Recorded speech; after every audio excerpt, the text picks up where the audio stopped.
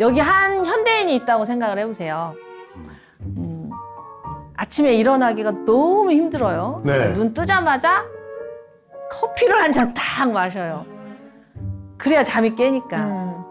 그리고 비몽사몽 커피를 테이크아웃 한 채 회사에 출근을 합니다. 네. 점심시간 때까지 보니까 3, 4시간이 남았어요. 너무 배가 고파요.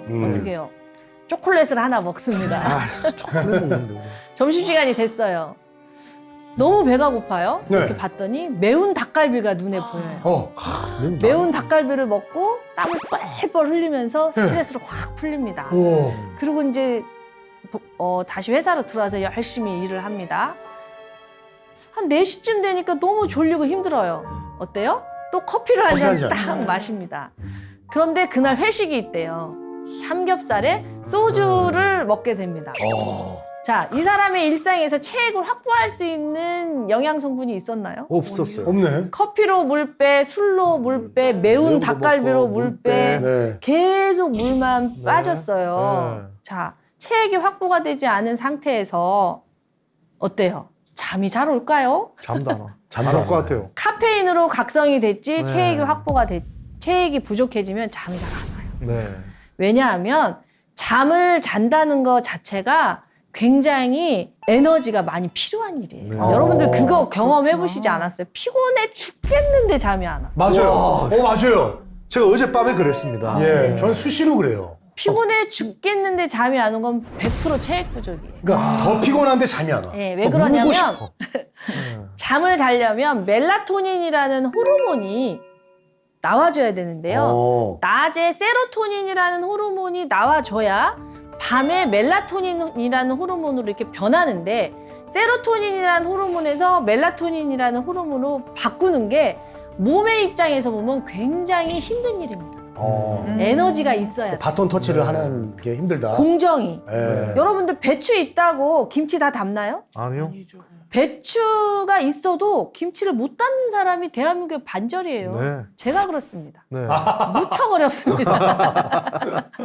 네. 마찬가지로 세로토닌이 확보되더라도 네. 혈액이 충분하지 않으면 멜라토닌을 못 만들어요. 근데 잠을 잘 수 있는 혈액을 만들어 놓고 적당히 해야 되는데 너무 낮에 혈액을 다 소모해버리면 네. 잠을 잘 수 있는 호르몬을 만들 수 있는 혈액이 없는 거예요. 그러니까 잠을 못 자요. 그러면 부족하면 뭔가 또 데리고 와야겠네요. 그럼요. 그래서 체액을 채우라는 거죠. 그래서 내가 깊은 잠을 못 자고 잠들기가 어렵고 이러면 사람들이 무조건 스트레스 때문인가 봐 뭐 이렇게만 생각하시는데 저는 그 이전에 체액이 부족한지도 먼저 꼭 그걸 살펴봐야 봐야 되겠구나. 그래서 일상이 그렇잖아요. 아침에 커피로 시작해서 저녁에 네. 술로 끝나면 반드시 깊은 잠을 못 자고 그럴 것 같아요. 아침에 또 못 일어나고 그래서 또 커피를 마시고 네. 커피가 점점 늘어나요. 맞아요. 네, 이런 상황이 계속 네. 현대인들에게 반복이 됩니다. 애기들은 그러면 술, 담배도 안 하고 커피도 안 먹는데 왜 이렇게 비염이 심한 거예요? 애기들은 술, 담배는 안 하고 커피는 안 하는데요. 아이들도 스트레스가 많고요. 그리고 젤리 이런 거 많이 먹어요. 예, 아이들이 단 거를 엄청 먹고 국을 안 먹어요. 아, 국 안 먹어요. 네, 엄마들이 저염식을 시키면서 국도 잘 안 먹어요. 애들이 국을 안 먹어. 먹긴 먹는데 짜게 안 먹어. 그래서 애가 소금을 막 이렇게 부어서 먹으려고 하는데도 엄마 못 먹게 해요. 네, 맞아요. 애기들은 그리고 활동량이 엄청 많잖아요. 네. 그러니까 훨씬 체액이 필요한데 오히려 엄마들은 저염식을 하고 단 것만 먹고 단짠. 그러니까 아이들이 단짠에 더 집착해요. 소금이 필요하니까. 네, 네. 단짠. 네, 더 네, 자극적인 네, 거. 네. 그러면 그럴수록 아이들이 몸이 안 좋아지죠. 그래서 아이들도 아이들의 몸의 70%가 물이라고 했잖아요. 네. 성장을 하려면 체액이 필요해요. 그래요. 소금을 좀 많이. 소금 좀 먹이면서 국물을 먹이라고 했어요. 국물, 제가 국물. 소금하고 소금물은 전혀 다르다고 다르다. 분명히 아, 말씀드렸습니다. 국물. 네. 아이들을 소금 찍어서 먹고 젓갈 먹고 찌개 먹고 이건 아니고요. 네. 삼삼한 육수, 삼삼한 국물 네. 이런 거를 먹게 해야죠. 근데 아이들 탄산음료 먹고 네. 단 거 먹고 고기 먹고 우리 몸의 70%는 물이고 물이 생명활동의 기본입니다. 여러분들이 농사를 지려고 해도요. 기우제를 지내잖아요. 네. 비가 와야 농사를 짓고요. 화초를 돌보려고 해도 물부터 채워주지 화초에 영양제부터 주는 사람은 없습니다. 맞아요. 마찬가지로 밥을 지을 때도 아무리 좋은 쌀, 유기농 식자재를 가지고 준비를 했다 하더라도 물이 안 나오면 식당으로 가서 사 먹어야 됩니다. 생명활동의 기본은 물인데요. 이 물은 반드시 삼투압에 의해서 이동한다는 걸 절대 잊지 마시고 용지를 꼭 채우셔야 됩니다. 그 다음에 제가 만난 분들 중에서요. 약국에서 매출 높은 순위가 있는데 진짜 많이 나가는 게 바로 이 가스 땡땡. 소화제 쪽이 많이 야. 나가요. 네, 정말 많이 그렇죠. 나가요. 소화제, 알약이든 액상이든 네. 정말 많이 나가고 아마도 편의점에서 콜라가 많이 팔리는 이유도 소화 때문에 팔리지 않을까 그럴까요? 맞아요. 네, 싶어요. 그래서 사람이 먹고 이렇게 행복이라는 게 그렇잖아요. 네. 행복이라는 게 좋아하는 사람하고 맛있는 걸 먹는 게 행복이라고 하는데 맛있는 것을 못 드시는 분들이 정말 많아요. 진짜 많아요. 그래서 정말 불행해요, 이런 분들이. 네. 그래서 이렇게 가만 살펴보니까 이분들이 정말 최선을 다해서 소화시키려고 노력하는 것들이 오히려 잘못된 방법이 너무 많다는 거예요. 특히 소화불량에 시달리는 사람일수록 저염식을 하시는 분들이 많다는 걸 알게 됐어요. 나 소화불량인데. 예. 소화불량이 일어나는 이유가 첫 번째로 지나친 저염식인데요. 왜냐하면은요, 소금이 있어야만 위산이 만들어지기 때문입니다. 오. 소금을 NaCl이라고 해요. 네, 화학명으로. NaCl 예. 맞아요. 그런데 위산은 HCl입니다. 수소는요, 우리 HCl. 몸속에 넘쳐나요. 수소는 물에서 오잖아요. H2O에서 네. 수소. 네. 수소. 수소와 염소의 결합물이 염산인데 네. 이 염소는 소금이 없으면은 우리 몸속에 존재할 수가 없기 때문에 적당한 소금이 있어야 위산이 만들어집니다. 예, 이뿐만이 아니라 우리 몸속에 들어온 음식이 소화가 되려면 위산뿐만이 아니라 침, 위산, 십이지장, 췌장, 담즈맥 등등 입에서 항문까지 쭉 내려가면서 엄청난 소화액의 샤워를 받는데요. 그 양이 얼마나 되시는지 혹시 아실까요? 어마어마하겠죠. 그것도 전 세계 한 몇 바퀴 돕니까? 네. 예, 전 예. 세계는 지구 두 바퀴만. 지구 두 바퀴만. 예. 9리터라고 합니다. 9리터? 9리터. 9개. 소화하는데 9리터가 든다고요? 야, 이건 진짜 야. 몰랐네. 근데 눈치 못 채셨죠? 네. 왜냐하면 다시 다 재흡수돼요. 아. 나왔다가 다시 들어가요. 오. 그러니까 우리는 눈치를 못 채요. 정말 네. 감사한 일이죠. 소화될 때 물이 슉 나오는 거를 느끼고 있으면 우리가 어떻게 방송을 하고 뭘 해요. 네. 안에서 일어나는 일은 은밀하게 이루어집니다. 예. 근데 알고 봤더니 9리터예요. 근데 이게 어디에 있다 나오겠어요? 이 물이 어디서 나오게? 세포 몸에 몸에 있다가 나오죠, 몸에. 몸 어디에 있다가? 장기. 림프, 아니, 세포. 아까 말씀드린 세포 간질액. 간질에. 세포 간질에. 혈액과 세포 간질액. 네. 그러니까 혈액이 충분해야 세포 간질액에 이게 확보가 되고 그 세포 간질액에서 이렇게 나오는 겁니다. 그리고 다시 다 들어가는데 현대인들은 어때요? 세포 간질액이 다 말라 있다는 거죠. 그러면 소화액이 나올까요? 안 나오죠. 그래서 안 소화가 안 되는구나. 네. 아, 나 그래서 소화. 그래서 소화가 안 되는데 많은 사람들이 소화제만 찾습니다. 네. 그게 잠깐은 해결되는 거죠? 그럼요. 예. 소화 효소제가 의미가 없는 건 아니에요. 예. 우리 몸에는 대사 효소도 있고 소화 효소도 있거든요. 네. 대사 효소는 몸 안에서 일을 하는 노동자들이고 소화 효소는 몸 밖에서 일을 하는 효소예요. 여기 제가 잠깐 재미있는 질문 하나 할 텐데, 네. 네네네. 자 입이나 입을 네. 통해서 항문까지 이렇게 쭉 뚫려 있잖아요. 네. 위나 장은 몸 안일까요? 몸 밖일까요? 몸 바뀌겠지. 안, 밖. 이건 뭐 어쨌든 질문했을 때 아니라고 생각할 것 같으니까 저는 바뀌라고 바뀐 것 같은데요? 맞습니다. 네. 몸 예, 예. 밖입니다. 그래요? 네. 왜냐하면 네. 몸 밖은 음식이 흘러다니는 곳이에요. 네. 어. 몸 안은 혈액이 흘러다니는 곳이에요. 아, 혈액과 음식의 차이. 네. 네. 그래서 몸 밖에서 혈액이 나오면은 병원 가보셔야 돼요. 그렇죠. 아. 혈액이 줄줄 나오면. 예, 예, 예. 화장실 갔는데 몇 피가 흥건하다. 엉덩이에서 토했는데 막 맞아요. 피 피 나오면 나오면 이러고. 병원 가죠. 그 운명하야죠. 예. 씨 쌌는데 피가 섞이면 병원 가잖아요. 네, 맞습니다. 어이구야. 이렇듯이 몸 안과 몸 밖의 경계가 뚜렷하고요. 네. 몸 안에 있는 혈액이 몸 밖으로 이제 지원을 해주는 그런 형태이란 말이죠. 우리 몸이 이렇게 서로 순환을 하고 있는 시스템이라는 거예요. 그래서 몸 안에 체액을 많이 확보해야 몸 밖으로 소화액이 만들어져서 네. 소화가 될 수가 있는데 이런 사실들을 모르시고 무조건 물만 드시고 계세요.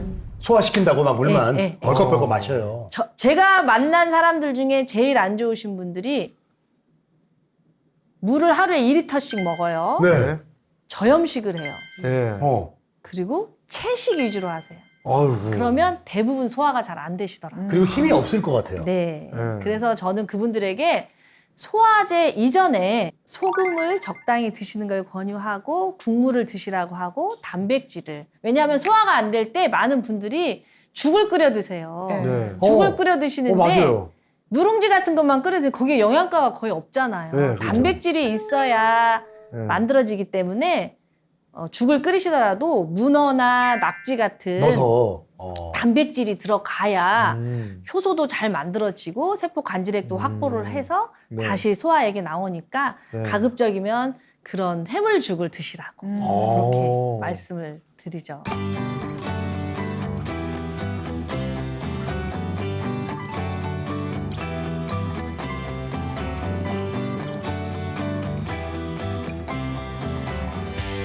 그럼 선생님 역류성 식도염은 왜 그런 거고 뭐 어떻게 해야지 좋아질까요? 역류성 식도염도 다시 나와 일부러.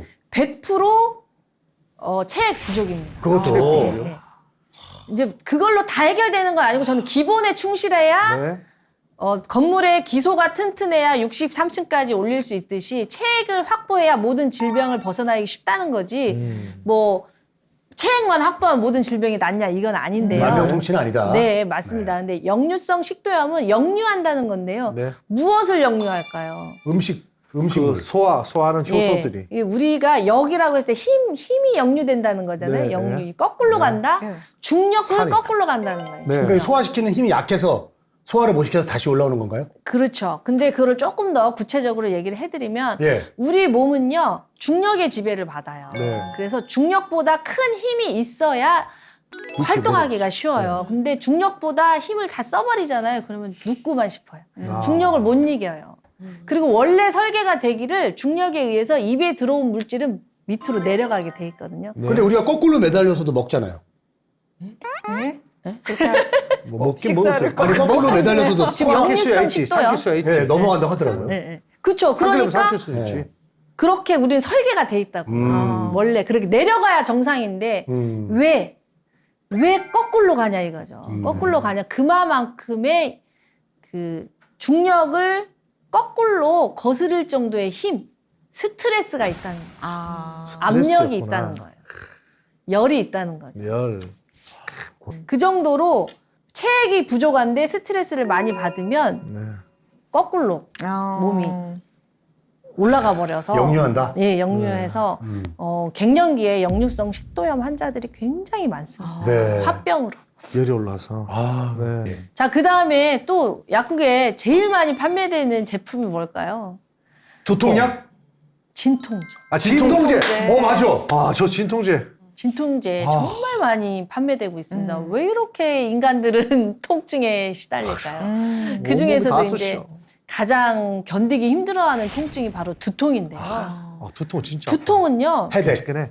혈액이 부족하다고 뇌 혈관이 보내는 신호라고 인식을 했으면 좋겠습니다. 아, 그래요? 뇌는요, 굉장히 이기적인 기관이에요. 네. 오장육부라고 들어보셨죠? 예, 오장육부. 위는 우리 몸의 맷돌입니다. 네, 이렇게 음식을 소화. 갈죠. 네. 장은 흡수를 하고요. 흡수하고. 간은 혈액을 만들고 네. 심장은 간이 만든 혈액을 온몸으로 보내고요. 특히 심장이 혈액을 주려고 애쓰는 곳은 뇌죠. 네. 압력으로 이렇게 올라가니까. 네. 그리고 폐는 혈액에 산소를 넣어주고 넣어주고. 이산화탄소 이렇게 오장육부가 다 일을 움직이는 해서 이유가 뇌에다 있구나. 바칩니다. 내한테 바치네. 예, 그래서 뇌가 가장 우리 몸에서 혈액을 많이 쓰는 기관이죠. 제일 중요한 거. 그도 그럴 것이 뇌가 멈추면 다 멈추잖아요. 네, 모든 맞아요. 장기가 멀쩡해도 뇌가 5분만 산소 공급을 안 받으면 우리는 생명 활동을 할 수 없기 때문에 우리 몸은 끊임없이 뇌를 살리려고 노력을 하는데요. 뇌에 혈액이 부족하면 지끈지끈 두통이 오기 시작합니다. 음. 혈액을 채워줘, 혈액을 채워줘. 그랬을 때 체액을 채워주면 사라질 두통이 엄청 많아요. 특히 여성들은 생리기관에 굉장히 두통에 시달리거든요. 혈액을 몸 밖으로 내보내는 일을 하기 때문에 당연히 뇌로 갈 혈액은 부족해지겠죠. 그런데 그럴 때 여성들이 많이 찾는 게 바로 진통제. 자, 진통제를 자세히 살펴보면 네. 해열이라는 말이 붙어 있습니다. 해열 진통제예요. 맞아. 결국에는 열을 끔으로써 통증을 없앤다는 거예요. 자, 다시 잠깐만 한번 해열 얘기가 나와서 그런데 네. 해열제 먹는 것도 좀 조심해야 되지 않겠습니까? 우리 애들이 이제 셋이나 되다 보니까 뭐 독감이나 이런 걸 걸리면 다 열이 나가지고 난리인데 와이프는 계속 해열제를 자주 먹이더라고요. 그래서 저는 이거 먹으면 안 좋을 것 같은데라는 생각이 있는데 어떻게 생각하십니까? 해열제는 정말 잘 만들어진 우리 인류의 자산이죠. 해열제가 없었을 때는 아이들을 진짜 많이 잃었어요. 그렇기 때문에 해열제는 너무 중요한데요. 예. 열이 났을 때 해열제만 정답이 아니라는 거죠. 열은 제가 말씀드렸죠. 모든 몸에서 일어나는 모든 일은 생존 때문이라고. 네. 열이 났을 때는 이유가 있어요. 네. 왜냐하면 몸속에 침투한 세균이나 바이러스를 없애려고 열이 나는 거예요. 우리 네. 면역세포가 전투하려고. 네. 근데 그게 지나치면 고열로 아이들을 잃을 수가 있기 때문에 해열제를 쓰는 건데 네. 계속 해열제만 쓰게 되면 부작용에 노출될 수가 있잖아요. 그래서 저는 열이 날 때 해열제보다 더 중요한 게 체액을 채우는 거라고 생각합니다. 체액을 채운다. 체액을 채운 아이들은 열이 그렇게 많이 안 나요. 열이 그렇게 많이 몸에 물이 넉넉하기 때문에 열이 많이 안 나고요. 네. 열이 나더라도 잘 꺼집니다. 근데 체액이 부족한 아이들이 열이 잘 나고요. 자주 아프고요. 그래서 그럴 때는 제가 따뜻한 국물을 먹이라고도 하고 또 이제 이온 음료나 네, 맞아요. 이런 거를 좀 먹이라고도 하고 네. 또 수액을 맞는 것도 의미가 있죠. 그래서 체액을 확보하는 게 열을 끄는데 더 중요하고요. 그게 안 됐을 때 해열제는 최소화시켜서 해줬을 때 우리 면역세포가 세균 바이러스하고 싸울 수 있는 힘, 동력을 얻어서 빨리 질병에서 벗어나기가 쉽습니다. 근데 이 모든 체액을 확보하는 노력 없이 무조건 해열제만 쓰게 되면은 약에 이제 아이가 많이 힘들어하게 되는 거죠. 그래서 말씀드린 것처럼 진통제로 통증을 가라앉기 이전에 내 몸이 왜 통증을 일으켰는가, 어떤 신호인가를 알아차리는 게 무척 중요합니다. 그래서 체액을 확보하게 되면 가라앉을 통증이 되게 많아요. 특히 두통은 제가 또 많이 경험을 했거든요. 제가 처음에 강의를 할 때 혈액 소비량이 너무 많다 보니까 강의만 끝나고 나면 머리가 너무 아픈 거예요. 그래서 내가 체액이 부족하구나. 체액을 채웠더니 지금은 뭐 전혀 거의 두통을 느끼지 않고 있습니다.